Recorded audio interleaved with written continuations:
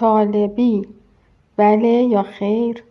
این میوه خوشمزه واقعا چقدر برای بدن مفیده؟ طالبی فقط یک میوه شیرین و آبدار نیست. آیا طالبی برای معده مفیده؟ بله، چون آب و فیبر داره و میتونه به بهتر شدن عملکرد دستگاه گوارش کمک کنه. آیا طالبی برای پوست خوبه؟ بله، ویتامین C و مواد مفید موجود در اون به سلامت پوست کمک میکنه.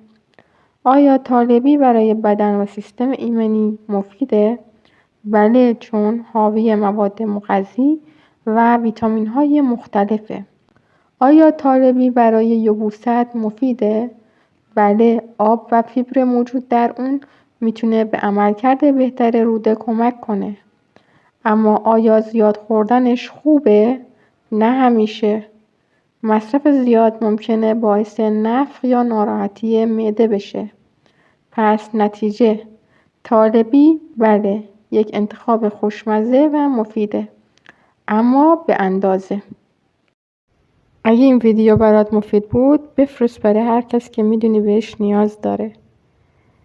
و برای دیدن ویدیوهای بیشتر سابسکرایب فراموش نکن.